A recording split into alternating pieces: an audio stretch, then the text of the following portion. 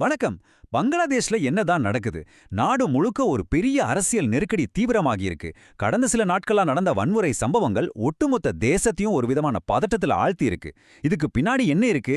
இனிமே என்ன நடக்க போகுதுன்னு நம்ம விரிவாக பார்க்கலாம். யோசிச்சு பாருங்க. வெறும் 48 மணி நேரத்துல நாட்டின் பல முக்கிய பகுதிகள் பதட்டத்தோட பிடியில சிக்கியிருக்கு. இந்த திடீர் அமைதியின்மை உள்நாட்டுல மட்டும் அல்ல, சர்வதேச அளவுலயும் பெரிய கவலையை ஏற்படுத்தியிருக்கு. சரி, இந்த மொத்த விஷயத்தையும் நம்ம ஸ்டெப் பை ஸ்டெப்பா புரிஞ்சுக்கலாம்.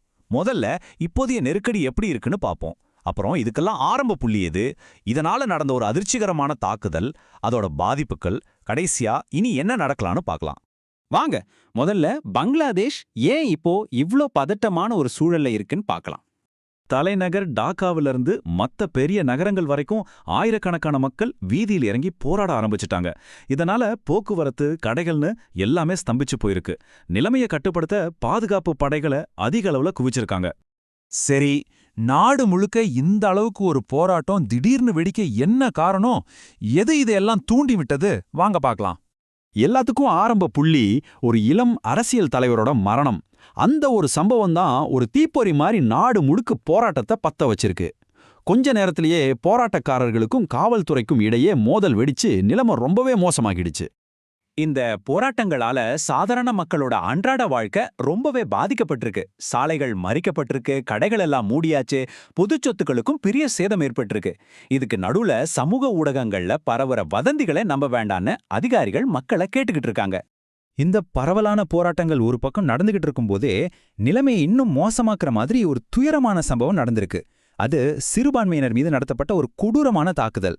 ஆமாங்க, ஹிந்து சமுதாயத்தை சேர்ந்த ஒருத்தரை ஒரு கும்பல் கொடூரமா தாக்கி கொன்னுட்டாங்க. இந்த சம்பவம் நாடு முழுக்க பெரிய அதிர்வலைகளை ஏற்படுத்தியிருக்கு. இது அங்க இருக்கிற சிறுபான்மை மக்கள் மத்தியில ஒரு பெரிய கோபத்தையும் பாதுகாப்பற்ற உணர்வையும் உருவாக்கியிருக்கு. இந்த தாக்குதலுக்கு அரசாங்கம் உடனே ரியாக்ட் பண்ணியிருக்காங்க.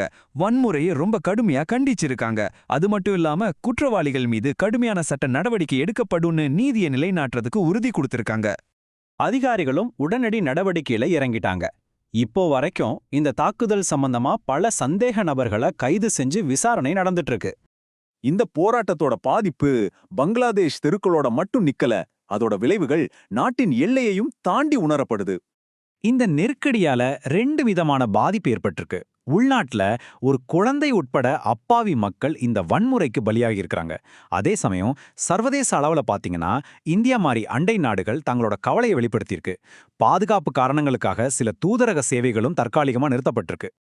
இவ்ளோ நடந்த பிறகு எல்லாருக்கும் ஒரே கேள்விதான், அடுத்து என்ன? பங்களாதேஷோட எதிர்காலம் எப்படி இருக்க போகுது? அதிலும் குறிப்பா ஒரு முக்கியமான தேசிய நிகழ்வு நெருங்கி வர்ற இந்த நேரத்துல. அப்போ பங்களாதேஷ் முன்னாடி இப்போ இருக்கிற மிகப்பெரிய சவால் என்ன? இதுக்கான பதில்ல தான் அந்த நாட்டோட எதிர்காலமே அடங்கிருக்கு. இது ஏன் இவ்ளோ முக்கியம்னா, இன்னும் கொஞ்சம் மாசத்துல பங்களாதேஷ்ல தேசிய தேர்தல் நடக்க இருக்கு. ஜனநாயகத்தோட இந்த பெரிய திருவிழா அமைதியா நடக்கணும்னா நாட்டுல சட்டமும் ஒழுகும் ரொம்ப ரொம்ப முக்கியம். இதுதான் இப்போதைய நிலைமைய இன்னும் சிக்கலாக்குது. இறுதியா இந்த கேள்வியோட உங்களை விட்டு செல்கிறேன். இந்த பதட்டமான சூழல்ல அமைதி திரும்புமா? பேச்சுவார்த்தை மூலமா ஒரு தீர்வு கிடைக்குமா? பங்களாதேஷோட அடுத்த கட்டம் என்னவா இருக்கும்? அதிகாரிகளும் மக்களும் ஒரு தீர்வுக்காக காத்திருக்காங்க. பொறுத்திருந்து பார்ப்போம்.